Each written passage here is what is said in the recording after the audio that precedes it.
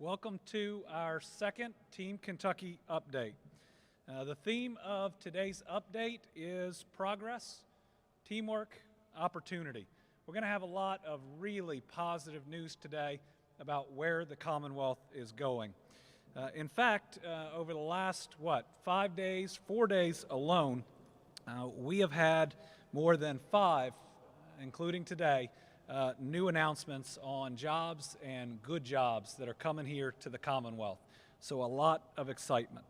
We're going to start today with an announcement we made earlier in the week. I had the privilege to announce that Fruhoff, Inc. will locate its first U.S. facility in nearly 25 years in Bowling Green's Kentucky Transpark. Fruhoff is a semi-trailer and equipment manufacturer currently operating in Mexico, and I am proud the company selected Kentucky for its expansion back into the United States. The $12 million project will create nearly 300 quality jobs in Warren County and allow the company to better serve its customers throughout North America. Fruhoff is a company with a rich history that dates back to 1890. In fact, the company's founder, August Fruhoff, is recognized as the inventor of the semi-trailer and was inducted into the Automotive Hall of Fame in 2017. It is clear that this is a business that will fit perfectly with Kentucky's existing and growing automotive sector. The Commonwealth is home to more than 525 automotive-related facilities, which employs over 100,000 Kentuckians. Since 2020, Kentucky's automotive-related companies have announced nearly 40 new location and expansion projects statewide, expected to create more than 1,500 new full-time jobs in the coming years. Those numbers are on the rise as the automotive industry continues to grow and, in fact, change, and that growth will continue in the months ahead. I want to thank the leaders of Fruhoff for its commitment to the Commonwealth. I wish the company well in this new venture. And for those that want to hear more, I believe their CEO has done a couple of interviews on public radio and others and talking about what made Kentucky so attractive and being able to reach so much of the United States. It's pretty special to hear directly from him, like we'll hear from a number of CEO and company representatives today. So that was a good start on Monday, but that's not all we were able to announce on Monday. As you all know, I believe that agriculture technology, or agritech, is a critical key to Kentucky's future. And we have planted the flag or thrown down the gauntlet in our goal to make Kentucky the agritech capital of the United States and of the world. What that means is that we can lead in an industry where we see some of the largest amounts of new investment and capital flowing to places like Kentucky. The United Nations estimates we need to increase our food supply by 70% in the next 30 years just to feed the world's growing population. And it's an industry that can help us so much right here at home when 1 in 5 Kentucky children are currently food insecure, meaning that they sometimes don't know where their next meal is. So we have had so many great corporate citizens starting operations here in Kentucky. Places like Kentucky Fresh Harvest and, of course, one of our flagships, App Harvest. App Harvest has created what we believe is North America's largest greenhouse, making tomatoes in Moorhead. And since the initial announcement of their Moorhead facility, which employs over 500 people, they've already made announcements in Richmond and Berea to do not just the larger tomatoes, but they call them the snacking tomatoes, I think. Those are the little ones, as well as leafy greens. Well, on Monday, they announced 2 additional expansions. The first is in Somerset. It's going to be a 30-acre indoor farm that's designed to grow berries, and that marks App Harvest's first facility to do so. It'll ensure our people get high-quality produce grown right here in the Commonwealth, and will build on our progress to create that better tomorrow. And remember, this is their, 4th, and we're going to talk about their 5th announced expansion, all in eastern Kentucky. And the good news continued later that day. App Harvest announced later that day that they had broken ground on a second facility in Moorhead, which again was the 5th overall in the region.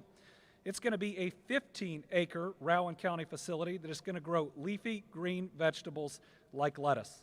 So with Monday's announcement, App Harvest, which is Kentucky's newest publicly traded company, it's traded on the NASDAQ, is well on their way to reaching their goal, and this is incredible, to build 12 facilities in Kentucky by 2025. With their 5 announced facilities, they've already created more than 500 jobs for Eastern Kentuckians, and that is going to grow and grow quickly. The good news continued on Tuesday. On Tuesday, a new agri-tech company joined Team Kentucky. Located in Martin County, Appalachia will grow apples on abandoned landmine. In the first phase of the project, the company will create 120,000 apple trees, creating 2,000 full-time jobs and 2,000 part-time jobs. And just listening to them at this groundbreaking, the amount of science going in to this operation is incredible. From the soil scientists that came in initially and looked at the opportunity, to what they've added to the soil, to what they have kept that you might think that you would take out of these acres that they're doing, to the GPS on the tractor so it can go in the perfectly straight lines to increase their yield. We believe this will be one of the most sophisticated apple growing operations anywhere in the country, and it'll be on top of an abandoned mine. So when we're talking about the future, it's projects like these that we are talking about. Both App Harvest and Appalachia have been pushing the boundaries of what's possible with new technology and new ideas. And let me just say, we are seeing announcement after announcement after announcement in Eastern Kentucky. More hope than I think we've seen in a while, and they are all in future industries. You add to about 6 days before, when we announced Firestone in Whitley County was adding 250 jobs to serve the electric vehicle market. We got jobs in the future springing up in Eastern Kentucky, and we've got another Eastern Kentucky announcement actually right now. Next, I'd like to highlight a company producing life-protecting equipment for first responders, with plans for a new facility in Beattyville, creating 75 jobs for Eastern Kentuckians. As you all know, Beattyville's been hit really hard in the last 6 or so months with multiple flooding, ice storms, snowstorms, and this is going to be an incredible shot of hope. Lion First Responder PPE Inc., a manufacturer of firefighter garments and other first responder equipment and apparel, is going to reopen its Lee County facility, which closed in 2010 after 30 proud years of operations. Lion's return to Beattyville, a community again that has faced difficulties this past year, is a tremendous boost to the region's economy. The company long has been an important employer throughout the region and currently employs over 400 people in our state. The decision to locate this new venue in their former facility in Beattyville highlights the quality and resilience of the region's workforce, and it breathes new life into maybe something that people looked at as a loss of hope. Employees at the facility will produce thermal liners, the innermost layer of the firefighter protective garments. The plant is expected to begin operation, I love this, by October. In addition to creating quality jobs for Kentuckians, Lion stands committed to creating greater opportunity in the region through its workforce development. Through this project, Lion will establish an apprenticeship program with the Lee County Area Technology Center, which will equip job-seeking residents with the skills they need to excel. I'm greatly appreciative of Lion's dedication to Kentucky and their investment here, not just in the jobs, but in the training, in the workforce. This is an investment in us. And I'm looking forward to the official reopening, to breathing life again into the company's Beattyville operations later this year. With that said, we're fortunate to have a guy who's got the best first name I can imagine, Andy Schwartz. He's Lion's Corporate Counsel and Chief Procurement Officer here with us today. At this time, I'll turn it over to this Andy to say a few words about this exciting project. Andy? Welcome. Thank you, Governor. I'm very excited that we are announcing today the reopening of the Beattyville facility. This will help us grow our company and will work with our other operations at Hazel Green and West Liberty. They will be making the thermal liners that go into these turnout gear that you see here. We make the gear for FDNY, Chicago, Houston, many other major cities around the country and around the world. We recently shipped a big order to the country of Chile. So we are very excited about this. This will help us grow our capacity to make firefighter protective clothing that protects our first responders around the world. And I would like to thank the Kentucky Cabinet for Economic Development to help us do this, Andy Leutner, Mayor Scott Jackson from Beattyville, Judge Executive Chuck Caudill from Lee County, and working with the Kentucky Education and Workforce Cabinet, as well as Lee County School Superintendent Sarah Wasson. And finally, working with the Eastern Kentucky Concentrated Employment Program. And it's been a real team effort. We've gotten tremendous support for this. It's very important to have a workforce that's ready to go and to make the products that we are shipping out. So we're very excited about this, getting this plant up and running. So thank you very much.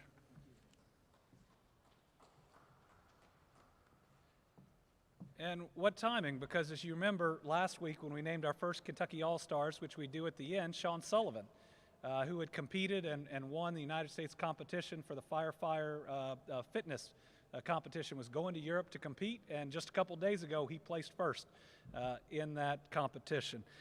Really want to thank Lion. This caps off 2 weeks of announcements where, while AppHarvest hasn't placed employment numbers because they didn't apply for the same incentives on their facilities, I think our announcements have created well over 1,000 new jobs in Eastern Kentucky, and in fact I think we'll greatly exceed that.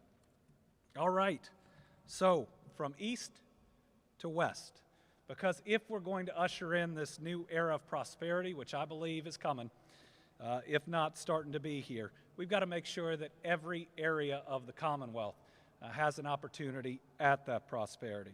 So I'm very proud to say this next development comes from a Kentucky native who has decided to expand his Texas-based company's operation to his hometown of Cadiz. P.J. Clark Lumber, which produces lumber for the multifamily and single-family home construction market, plans to create 35 full-time jobs and locate in an existing facility in Trigg County.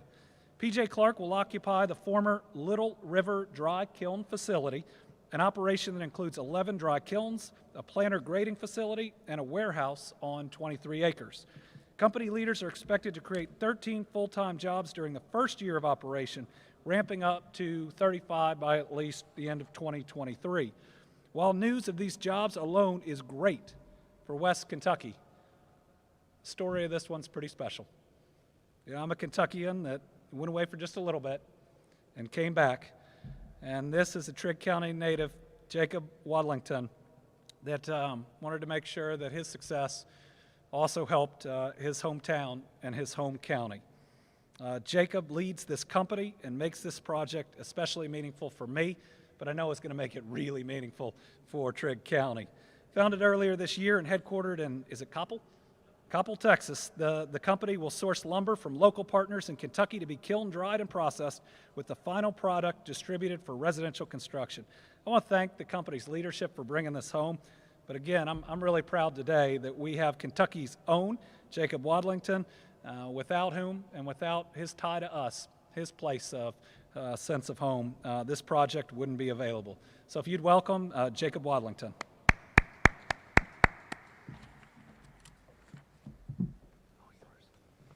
Thank you. Oh, well, that was a very kind introduction. He is right. The Southwestern Kentucky EDC named the project Project Homecoming. I thought that was a very creative and accurate way to describe that project.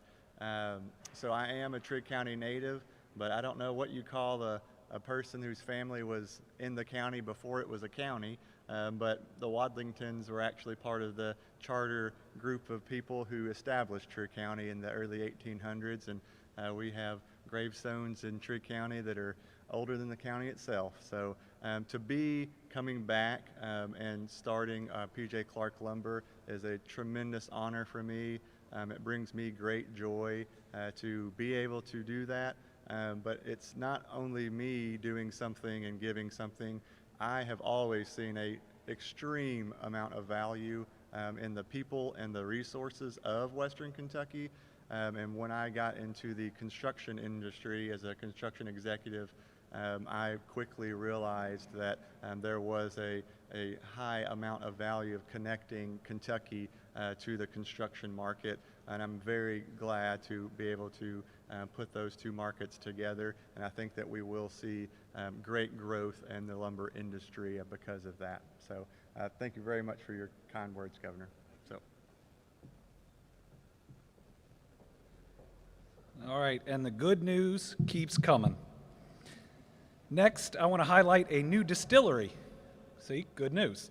Locating at Camp Nelson in Jessamine County. E.J. Curley and Company is a startup distiller with a historic name and history.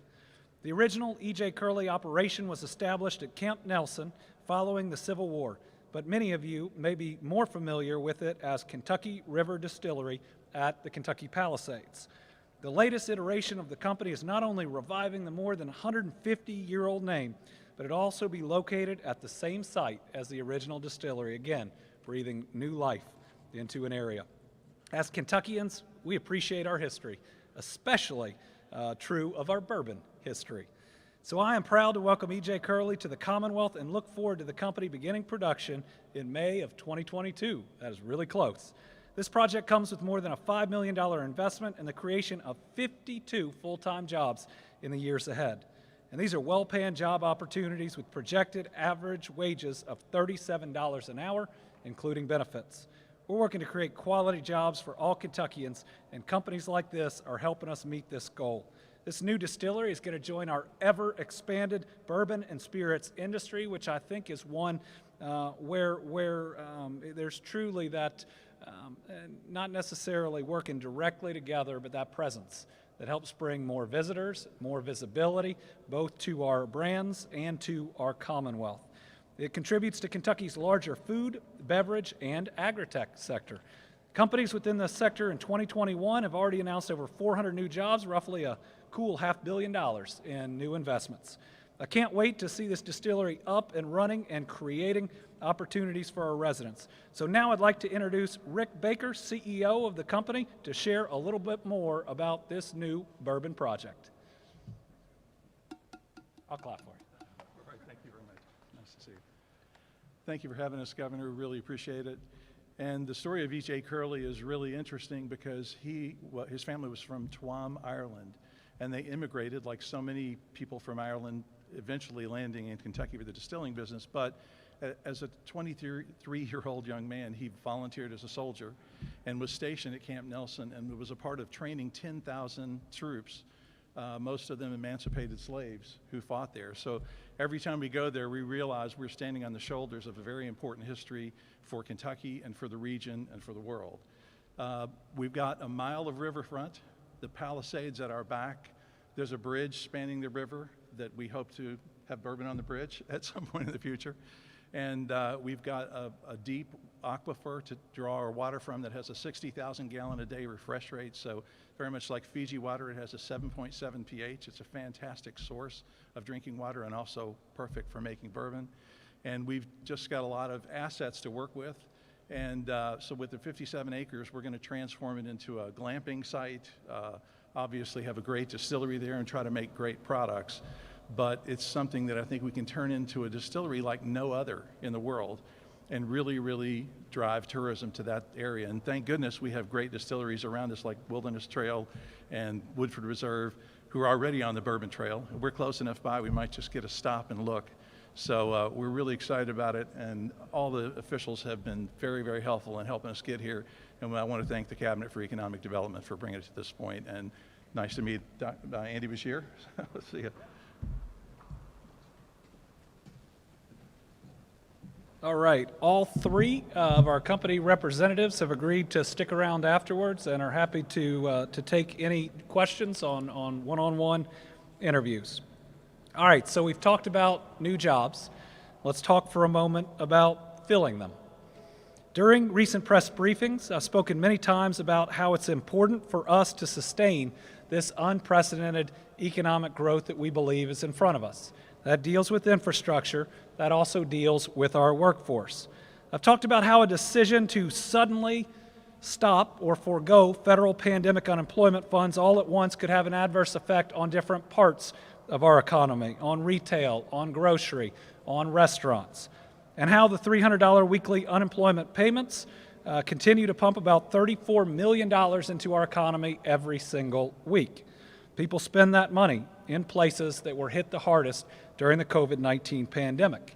All along, I've said we're not going to make our decisions red or blue, Democrat or Republican, but based on sound economic principles, that we were going to try to thread a needle in a way to where we could get those that aren't facing other obstacles off of the PUA benefit and back to work, while at the same time not threatening dollars that are helping those that can't find child care or face other issues.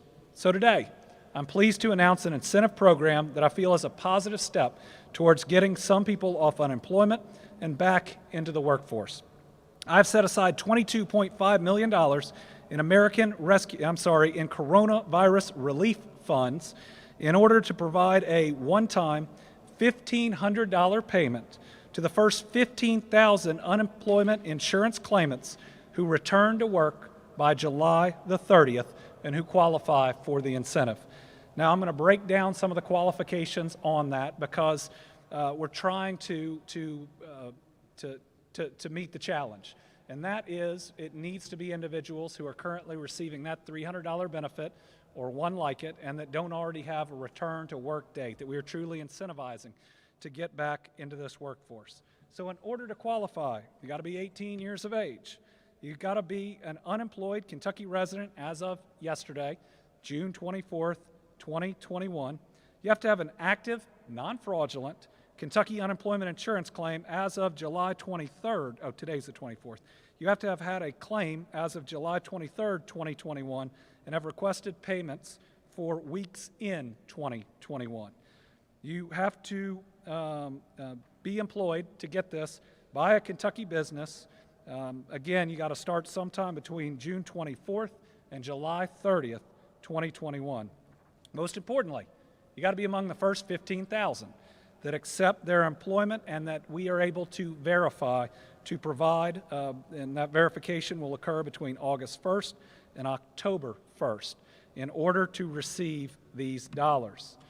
Additionally, employers will be responsible for completing an online application verifying that employees accepted employment between June 24th and July 30th, 2021. They must also verify that employees worked 120 hours in the 4 weeks following the new employment. This arose from numerous conversations with business leaders. This ties them directly to this incentive to bring people back to work. It helps us on the verification side, so we're not having to verify 15,000 individual claims, and it truly brings, I think, government and the private sector together in a way to where first we try the carrot as opposed to the stick to resolve this problem. And for those that are worried about, that gap maybe and what that means of 2 or 3 weeks where they might not receive dollars, there are extra dollars on the back end. $1,500 obviously would be the equivalent of 5 weeks of those PUA payments, and given the current schedule for when they end, at least under the federal government's program, we think creates a very strong incentive. So don't wait. If you're contemplating a return to work, you can act quickly. You can earn an extra $1,500 for yourself. A full outline of qualifying criteria is available on the Back to Work Incentive website, which can be accessed beginning at 1 p.m. today at www.btw.ky.gov. That is btw.ky.gov. You'll see as we put out our release on this in a minute, you'll see support from folks like Spencer Coates from Houchins, who's seeing both sides of it with groceries, but also a lack of CDL drivers and others.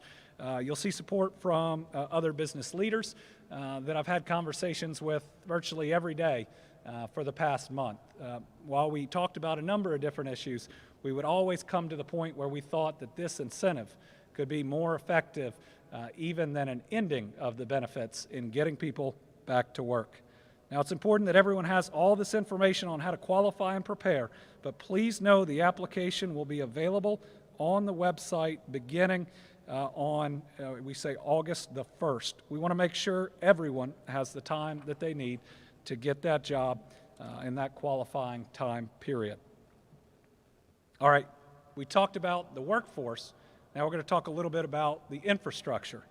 Earlier today, we announced an exciting step in our effort to bring high-speed, reliable internet access to all Kentuckians. We oftentimes talk about road, water, sewer, all critically important, but we've learned that this is possibly the most important piece of infrastructure for business, for health care, for education. So in April, I signed into law a bipartisan agreement, and it truly was, that allocates $300 million in state funding to support the expansion of broadband access to unserved and underserved communities across the Commonwealth, those that don't have it and those that don't have it functionally. In order to strategically deploy these funds to bring better internet to our communities, we need feedback from our current broadband providers. So today we've released a request for information to solicit ideas, suggestions, comments, and input from broadband providers as we prepare for the formal request for proposal, where we will actually award grants for people to construct and to provide broadband to areas that do not have it. We're encouraging broadband networks owned, operated, or affiliated with local governments, nonprofits, and cooperatives, as well as private providers with a focus on serving entire communities, to respond to this by July 12th at 3:30 p.m. Eastern Time. The RFI can be found on the state vendor's self-service portal, which is the EMAR system. We anticipate awarding the first $50 million of these funds by April 1st, 2022. It is clear that we need to designate public dollars to support the expansion of broadband in every area of our state, but starting with those that do not have it. In 2021, internet access is no longer a luxury. It is a necessity. We're taking this step in this effort led by John Hicks because we have seen from other states that if you do not do this piece up front, you either make mistakes or you have challenges that can delay the length of the project. So we believe we're doing this right. This is the next big step, along with the mapping that we have shown. All right, with that, I know this is only our second update, but in the first one, I certainly miss seeing Dr. Stack. So we have him here today to give us an update on our vaccination efforts, to talk about the Delta variant and some really good news we got from the CDC on the effectiveness of at least 2 of the vaccines on the Delta variant. So Steve, good to see you again.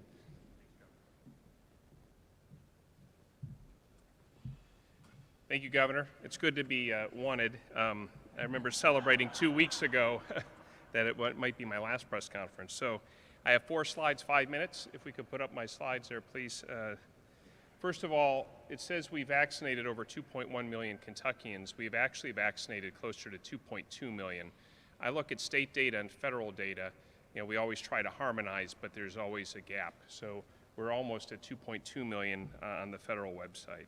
That means 49% of all Kentuckians have had at least 1 dose, 59% of everyone 18 and older, and 82 to 85%, depending on the data source, 65 and older. That's terrific. 91+% of all of our deaths from COVID in Kentucky occurred in people over the age of 60. To have about 85% of that population vaccinated is incredible and is going to keep our mortality numbers way down, we hope. Next slide, please. You'll recognize our stair-stepper slide. 7 weeks in a row of continuous declines in cases, 7 weeks. That matches what the World Health Organization reported globally, which is about 8 weeks of global decline. This is the result of vaccination. Hands down, pure and simple, vaccines did this. Yesterday, our positivity rate was 1.85%. It hasn't been that low since probably the very beginning when we reported it, and it quickly spiked more like to 20% because we could test so few people. So 1.85%, that is astronomical, and remember all the times we've talked over so many months, we would have loved to be there. We're there now. That's vaccines. Next slide. This is the money slide.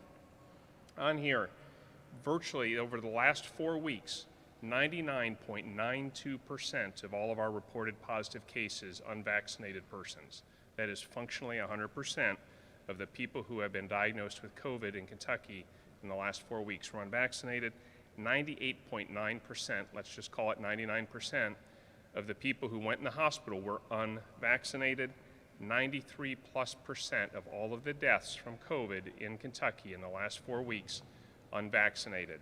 Folks, vaccines work. These vaccines work incredibly well. Before we move on, don't go to the next one yet. Leave that up. I want to talk about the Delta variant because that's in the headlines and the news all over the place. So the Delta variant, also known as B.1.617.2, or the variant that first originated in India that we know of. It is more transmissible. In a laboratory, it diminishes the effectiveness of the monoclonal antibodies and a little bit the vaccine response, but in the real world, 88% effective, those mRNA vaccines, protecting you from death and severe disease from the Delta variant. The bottom line is these vaccines work. They work against every known variant of concern and interest out there right now. If you get vaccinated, you have essentially got a 90% plus reduction in your risk for death and serious disease and going in the hospital. One little story that was brought to my attention, it was a CNN article on the 22nd, a couple days ago. This was in Manatee County, Florida. They talked about a workplace, 6 people infected, 5 went in the hospital, 2 dead. The only person that they know who was exposed in the workplace who didn't get sick was the one person who was vaccinated. Folks, the message is simple. The new Delta variant is dangerous. It's more dangerous for younger people than the previous versions. We're going to see more younger people get hurt. Vaccines work. The COVID vaccines work very well. They're safe. Your risk is incredibly reduced if you get vaccinated. Please, I encourage everybody to consider getting vaccinated as soon as you possibly can. And that leads me to my final slide. If we could put up the shot at a million slide, please. This is our biggest profile effort, though not the one in sheer volume. Of course, we did a lot of that work over the last 6 months. This is your chance, Kentucky. We are 1 week away from our first shot at a million giveaway. So that'll happen next Friday. The governor will announce our first $1 million winner and our first 5 scholarship winners. We are offering all vaccinated Kentuckians 12 or older a chance to either win $1 million or to win one of 5 scholarships. Kentuckians aged 12 to 17 not eligible for the $1 million will enter the sweepstakes for the college scholarships to any public Kentucky college, university, or trade or technical school. 15 full ride scholarships. That's room and board, tuition, and books. The 5 winners will be chosen along with the 1 winner of $1 million next Thursday and announced next Friday after we do all the verifications. The governor will announce those winners, like I just said, next week. The deadline to enter for the first drawing is at 11:59 p.m. 2 weeks from yesterday. And I'm pretty sure the governor told you the wrong thing last week, that the deadline to register is Thursday, but Kenneth assures me it's because he told the governor the wrong day, so we've got to blame Kenneth. The deadline for the first drawing is actually next Wednesday. As of a few hours ago, 472,938 Kentuckians have entered to win $1 million, and 26,636 Kentucky youth have entered to win a scholarship. Those are pretty good odds, so please get vaccinated if you haven't already and enter for your chance to win. Folks, it's been a long road. We're enjoying our lives the way we missed them. It's because of the power of those vaccines. Please protect yourselves, your loved ones, your families. Go out and get vaccinated. It's widely available now. Governor, thank you.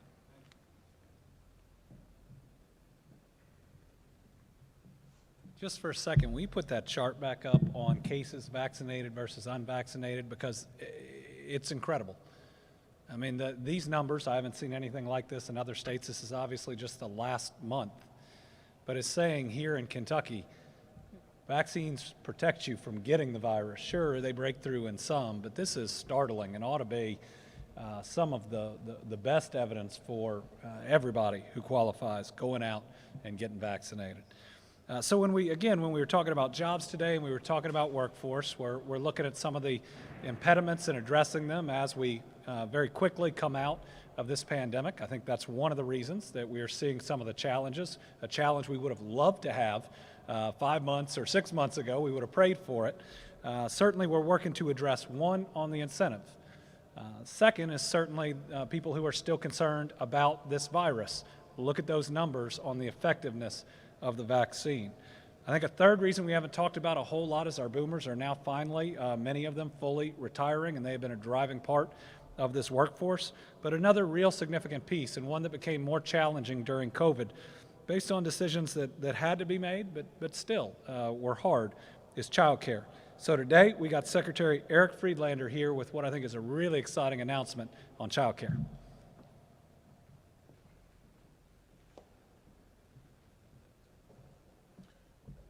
Thank you, Governor. Feels like a throwback press conference, doesn't it? So today, I want to announce that we are going to provide over $760 million to shore up our child care providers and our child care system. Most of that money will be going to child care providers who were already operating before March 11th of this year to support them, to support getting workers, to support them in the additional expenses they have had going through COVID and help them open up. So that's where a large part of this funding goes. Another big part of this funding will be going to support more child care centers opening up, to support businesses as they would open up more child care centers. And we already did this. To support the small family certified child care homes. We've seen uptake there. We're actually going to leave the pandemic with more of those small family child care homes than we went in. So it is possible to work together to get to a better spot. And I can tell you, I am so happy, and the child care providers are so happy that we now understand how important they are. They are vital to all of us getting back to work. So within an economic development announcement, within announcing incentives to go back to work, we also have to make sure that folks have child care so that they can do that. And with this announcement, we hope we are solidifying that infrastructure for Kentucky. Thank you.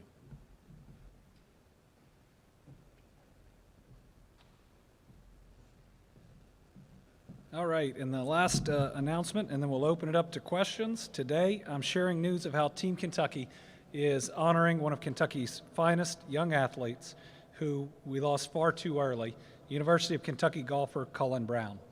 Cullen, a lifelong native of Eddyville, grew up playing golf with his family and friends at Mineral Mound State Park. He went on to join the University of Kentucky's golf team before he passed away at the age of 20 after a battle with cancer. He's an incredible person who touched the lives of everyone he met, both on and off the course. To honor Brown's legacy and the story of resilience, the Tourism Arts and Heritage Cabinet will dedicate the golf course at Mineral Mound State Park in Cullen's honor. The official renaming ceremony will take place in late August, with more details to come. I got to call Cullen's family, his mom, his dad, and his sister, to give them this news. It just so happened to be on a day that his sister golfed in the 60s in the tournament that she was playing. A big day for her accomplishment, but also I think the family was moved that that day could be shared with her brother and their son. Cullen is somebody who just about everybody who got a chance to know him recalls how special he is, and this is a chance for us to continue honoring his legacy. All right, so with that, we will open it up to questions. As we normally do, we'll go through those that have RSVP'd, then we'll open it up for any additional questions beyond that. So, Bruce, you were first. You can kick us off. Thank you, Governor. Regarding the incentive program to try to increase the state's workforce, I just wanted to double check, when will recipients receive that $1,500? And how did you reach that number of people who will receive that incentive? And is that going to guarantee that all the businesses around the state are actually going to be able to fill all the job openings that they have? You're right. The stick approach if this doesn't work? So first, this is aimed at getting 15,000 people back into the workforce by the end of July. We don't have a guarantee that we'll get all 15,000 in, but we think that this is a good start. It's not going to solve every workforce challenge because there are more factors other than just the $300 payments. Again, child care, continued concern about the virus, retirements, and as we saw recently, more people leaving their jobs, not even just on unemployment, but a very different and complex issue. So this is to address a part of that, with also a major announcement on child care that we saw here today, and continuing to give people confidence that that vaccine is effective. The $1,500 is what Maine is doing. I think it's slightly more than what Colorado is doing right now. It's aimed, it really comes down to two things were factored for it. Number one, the amount of money that we had available for the program divided by the amount of people at least we wanted to move back in. That'd be 25% of people we think are currently on a PUA. And then with $300 a week, it's about 5 weeks. It gets you real close to when that program is otherwise going to expire. I always said we're going to look at this based on economic factors, not on red state, blue state, Democrat, Republican arguments, so we're going to continue to monitor it. We're going to watch how well it works. We're going to watch the impact other states that made different decisions have, so we're not foreclosing any possibility, including ending those early. Olivia Krauth, there you are. Do you plan on issuing an executive order requiring Kentucky colleges to allow student athletes to make money off their likeness? The question, I think, is on an executive order for name, image, and likeness. I don't have an announcement on that now. I will say that there has been some significant work being done, and we may have news as early as this afternoon. Corinne Boyer. You talked a lot today about new jobs in eastern Kentucky. Is there going to be more funding for infrastructure like roads and water and things like that? And I know there's not a lot of housing options in these areas either. The question with especially Eastern Kentucky jobs announcements is related infrastructure. In Somerset, as we went down to where App Harvest is opening their new facility, we have a $49.5 million road project going on right now. In Richmond, there's a road widening next to a couple of new facilities that are right there. Certainly the $250+ million in water sewer is going to be helpful, and there are additional funds that go directly to counties and cities. There's a portion of the broadband that is specifically designated for economic development that we're going to be able to use and is going to be requested. And then we're going to have to look at pairing our regular KIA loan program. The ARPA funds are a grant at where these opportunities are. There's no question that we need water, sewer, and many times natural gas, sufficient electricity load at each one of our industrial parks, at each one of our business parks. And we're not there yet. But I think with all these funds coming in, we're going to be closer than ever before, and we're going to prioritize that. As far as housing, yes, there are housing needs many places. One thing we got to explore going into the future is we have a potential workforce from parts of Kentucky where maybe there aren't enough jobs and we want to create them, but there is a willingness from employers in other parts to have shorter schedules, say four days a week, and then you could be at home. So we're also exploring the idea of housing, of employer housing or assisted housing to help people who are willing to travel a little bit, but obviously want to be able to go back home to address that need. Second chance employment too. Housing is a big critical component of that. If we're going to fill all these jobs, we've had so many people suffering from addiction that are going through really amazing programs. The Crown Recovery Facility in Springfield, I think it's going to be the largest single recovery program in the country. I think it will be. Truly getting people into jobs, which I think people are willing to, but understanding that there's a period of time where continued, whether it's 12-step programs or others, and housing and transportation are going to be really important. So we're really going to have to look at housing across all that spectrum to address our needs. Al Cross. Thank you, Governor. This is addressed by you or Dr. Stack, either one. It's about vaccines. How much impact do you think the incentives are having? Is there anything else that the state can really do? And I'm going to put you on notice that there's a free concert Saturday in Taylorsville, middle of Spencer County, the least vaccinated county in the state, and that appears to have the potential of being a super spreader event. What's the state doing about it, if anything? Well, I hadn't heard about that county. I'm going to make sure that Dr. Stack can address. There is one issue in a zip code that spans both Spencer and Bullitt County that may lead to somewhat of an undercounting in Spencer County. Obviously, still a great need there. We're seeing a whole lot of people sign up for the shot at 1 million. We are seeing better numbers than we were seeing in vaccination, so they now come in fits and starts based on reporting from the federal government. So as you all are watching, we'll see 3,000, 5,000, then we'll see 16,000 vaccines come in, and still trying to understand what that data means because we don't know where we'd be without it. I think we could look at some states that don't have it, but most of them are adding it. Dr. Stack?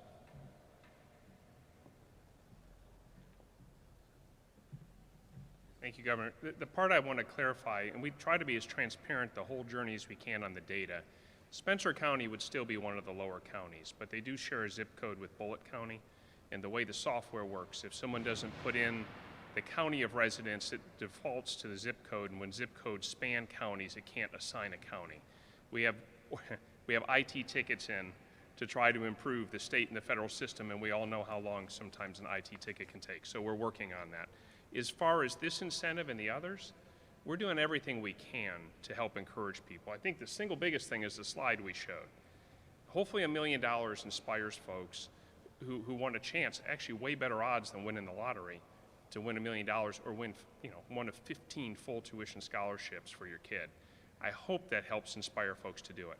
I hope, though, they're even more inspired by the fact that 100% of the people getting sick now in Kentucky are ones who are not vaccinated. It's in your own best interest to get vaccinated, and I hope over time, without too many people getting hurt that could have otherwise avoided getting hurt, that message continues to permeate and people choose to go get vaccinated.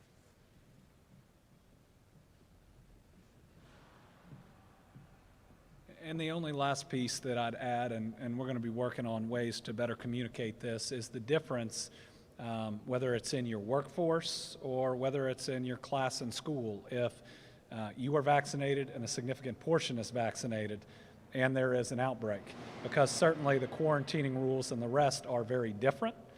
We saw that in our DOCJT class. We had to send home because only 20% were vaccinated and we had an outbreak.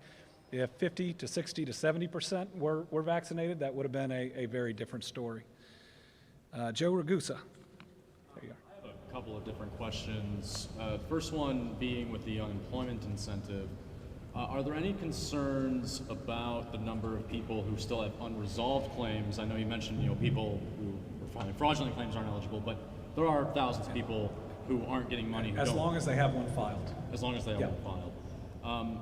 But are there any issues about that possibly complicating matters? And the second question, vaccines. Are you worried at all that people with reopening already happening and most of the restrictions being gone, that people are just kind of tuning out the discussion about getting vaccinated? So first, on the unemployment side, it'll be about effective communication, which is a real challenge.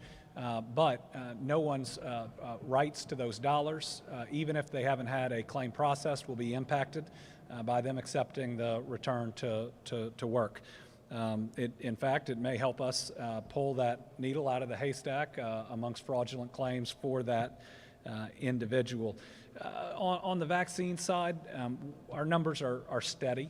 We'd like to see them growing, but they've at least been steady when we average them out. So we're not seeing fewer people since June 11th getting vaccinated. At least I don't think so. We'd have to break down those numbers than we did in the couple weeks or the month before.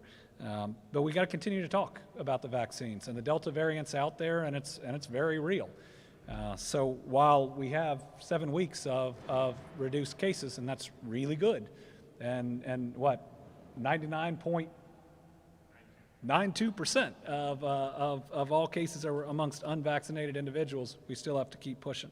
Phil Pendleton, WKYT. Governor, besides child care, what are some of the other, hindrances from you stopping the weekly $300 federal unemployment benefit? What are some of the other things that are keeping you from ending that early? From ending so the things that are keeping us from ending the extra assistance to those on unemployment due to the pandemic early are the major positive economic impact that those dollars have, $34 million a week going through our economy. Number one place they're spent are groceries. I think people ought to have sufficient food in a state that we have had significant food insecurity. Numbers 2 and 3 or close to them are retail and our restaurants that have been hit really the hardest out of just about anybody during this pandemic. I want to make sure that we can thread the needle, get the people back to work, not punish people in the middle of the summer that don't have other child care options, but get employers the workers they need, and additional workers will be available as especially school starts back up again. So listen, I think that there is a non-political, non-partisan way to do this, and it's not at either spectrum that you see some operating on. Tom Latek. Good afternoon, Governor. With your 15,000 people, if that sign up on the website, I've got two questions. The first one's about that. If you get 15,000 within just a couple of days, will you consider expanding the program beyond that? And secondly, on the broadband, when your dad was governor, he started a statewide program. Is part of your broadband build based on that, or are you kind of starting over again? Oh, we're not starting over on broadband. Certainly the Kentucky Wired project creates a great trunk that the groups like App Harvest would tell you it's one of the reasons they located where they do, that last mile still being important. It's going to help significantly in how we'll be building out from there, and I think you will see a lot of working together on that. And that project is very, very near completion, and we are very excited about that. I don't anticipate that we will have realistically 15,000 people go back into the workforce in the first week or so, but we've got business representatives who'd be overjoyed, I think, if it happens that quickly. So we would dig deep to see what else is available. We think that this is a more realistic number that we probably won't exceed, but listen, if we see that it's coming that way, then we found the answer, at least in the short term, and would be incredibly excited to figure out how we would do more. Lawrence Smith. Where's Lawrence? There you go. Governor, given the problems with the UI system over the past few months, can you assure that this benefit will go out without any problems? So this benefit, the administration of it is going to be handled by the Public Protection Cabinet, so that we don't have to pull anybody out of the labor cabinet that's working in or around UI. A couple things that we have done to try to streamline it is the employer certification of it. That cuts down on fraud. That brings employers in as part of the program. Now, can I tell you it will occur without any problems? No. But do I think that we have designed it based on the groups that have administered the restaurant fund and many others? Yes, I think we've got the right people handling it. But there shouldn't be any, because of how we're doing this, I don't think there's any correlation between the processing of UI funds and the system that's on. And the only way that system will be connected is when we verify that they actually had a claim. So we think we've designed this in a way to where the problems in one won't impact the problems of the other. Sure. What do you mean by Kentucky businesses? The requirements, I think it's that they have employees here in Kentucky. I want to look at, we spell that out on the website, but these individuals have to be Kentucky residents that have filed Kentucky unemployment claims, and I believe means working in Kentucky. But we'll get you the exact details on that. Lauren Adams, welcome back. Thank you. So there was widespread fraud abuse with the unemployment system, not just in Kentucky, but across the country during this pandemic. How do we ensure that if I've been at home this entire time, taking advantage of the system, and I'm not going to sign up, take your $1,500 and then go back? Is there a safety net or something that you guys have thought about to protect that? So first, the comment was on the fraudulent attacks, and they were attacks. They were organized crime. I believe the future will show some of them were state-sponsored, foreign-sponsored, in ways meant to undermine, whether it's confidence in government or to create general discord. And we're seeing more and more of those across every sector. You see the ransomware, you see other cyber attacks. These were not any different, other than they were meant to disrupt instead of maybe to fully hijack. We believe that based on the certification requirement of 120 hours, we will have people employed by that new employer long enough to where at least the vast majority of the PUA program will run out. So those same $300 benefits will not be available to them. They would not be able to get more than a week or so, depending on when their date of employment is. So that extra benefit will be gone for them, which this is supposed to be surgical. It's supposed to address the concern that those $300 extra benefits are keeping people out of the workforce. So we provide that same amount of dollars to keep those dollars flowing through the economy, to keep retail, to keep restaurants, to keep groceries where they are, while at the same time removing any any reason folks on at least for that reason wouldn't be going back to work. How do you measure the success of this? I know it's early on in the process, but at Yeah. what point do we say, okay, you know what? 70% of the people that got this extra money stayed in the workforce. Okay, you know what? This was on track with Maine, Colorado. We did good. What do you measure as success? Well, where we're first going to measure in the short term the success is how many people take advantage of it, how many people we still have on the PUA program, and that may mean that we can make different decisions as we go. I mean, we're going to see real-time analytics for it. In the long term, it's about addressing so much more. You know, we've got so much opportunity out there. We've also have a different workforce when you look again at the baby boomers retiring, and maybe even some different expectation from workers that are out there. More than ever, we've got to address issues such as child care, which became harder in the pandemic, and other issues related to the workforce. We got to get people healthier. We got to get people out of addiction. When you look at, I mean, the greatest challenge and the most wonderful challenge we have right now is we got a whole lot of new and existing jobs that are open for people. You go back to March or April of last year, we would have prayed for that challenge. And no one factor is going to solve it. And so I think you will see us day after day after day working, trying new things, stealing good ideas from other states as we get to the point where we need to be for the future. Carolina.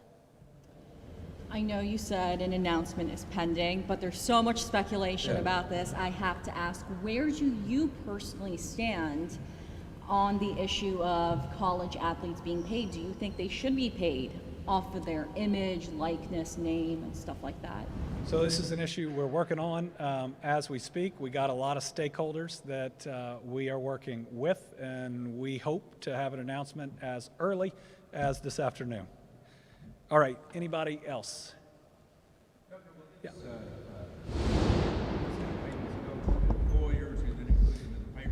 So the payments themselves will go directly to the individual, but the employer is playing a critical role in both the original submission and in the verification. There is a backstop for those individuals who do go back to work and their employer, let's say they won't submit it at the end, the verification. But this way we're not complicating the payroll like you're talking about of the employers, and we're getting those dollars directly to people. That was, again, what we heard from feedback of being able to talk through this in some detail. Question about who qualifies, so they have to be a Kentucky resident and employed in Kentucky? It's no people who are right across the river who might have worked in Kentucky? I believe that's correct, but I want to get you, I want to make sure, and we'll get you that information. $160 million for child care. Where's Secretary Friedlander? Source for the child care dollars. About American Rescue Plan Act? American Rescue Plan Act. Oh. There's been at least one bill introduced that would prohibit people from asking for vaccination verification or any kind of a passport, anything like that. What's your view on that? Well, I mean, bills that would prevent you from even asking would create a severe impediment to many businesses and their workforce. I mean, even if you think about, not requiring and put that aside, you may want to stagger your workforce if you have multiple shifts to make sure you have enough vaccinated people on each shift to where if you have an outbreak, that you don't have everybody there quarantined. Certainly, I think that we hear a lot about speech, but until you don't like the speech that someone may say or ask. So I want to look at each of those, but I mean, these vaccines are eliminating COVID when you get them. Let's stop being silly about it and let's all get vaccinated. Bruce. With the fiscal year about to come to an end, do you think that the surge in revenue collections is sustainable? And if the state's going to end this fiscal year with a pretty large surplus, what do you think should be done with that money? So the state is going to end this year with a large surplus. I believe that it will even exceed the last projections that we had. It means that we are likely to have a budget reserve trust fund of somewhere between $1.4 billion, $1.5 billion, and maybe even up to $2 billion. What that means is we have a bigger opportunity to invest than ever before. Those are more dollars in terms of raw dollars and percentages than ever in our history, and we never had $1 billion in it, and we're looking at the other piece. So, what's been holding us back is Kentucky. And we got a chance to lead in the post-COVID economy. You got entrepreneurs that are here that believe in Kentucky. So what are the steps and investments that we need to make? It may mean that we can take some of those dollars and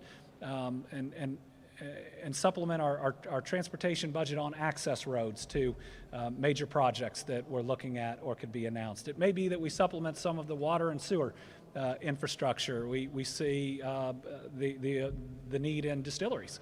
On the water and sewer side, we're actually seeing Bardstown and Nelson County with a real challenge there. So we're going to have a lot of opportunity. Now, I believe that we ought to be looking at healthcare, education, but also at this unprecedented opportunity for our economy.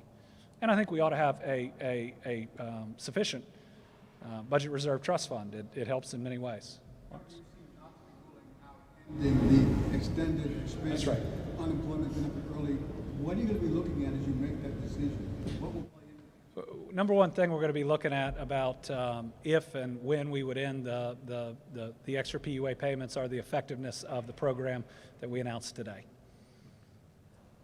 I haven't had lunch yet, so I'll make it quick. Do we know the current number of Kentuckians on unemployment right now?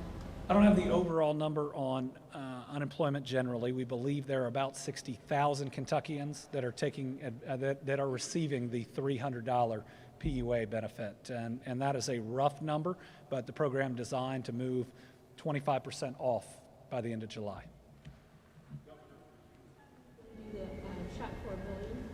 We have 3 separate drawings at the Shot for $1 Million, each about a month apart. Each time, one Kentuckian will win $1 million, but they got to pay taxes on it. And then 5 12 to 17-year-olds will win a full ride to whatever type of public institution they want to go to. Yeah. Surplus larger than anticipated. Would you consider calling a special session to put together a plan? We'll see. In the next session, we're already going to have to look at $1.2 billion of ARPA funds. So I think we've got a lot in front of us. I believe what we would do is start discussions, have plenty of time to do them, and in all likelihood, we would wait until the next session to do that. And I think our legislative leaders would agree. I mean, I know they think that some of the federal dollars are propping up our economy. I don't think they're propping up our economy, but they are certainly flowing through our economy well. This gives more time to get that data. Certainly nothing going into our budget reserve trust fund. The ARPA funds we have, I think, until the end of 2024. Is that right? All right. Thank you all very much.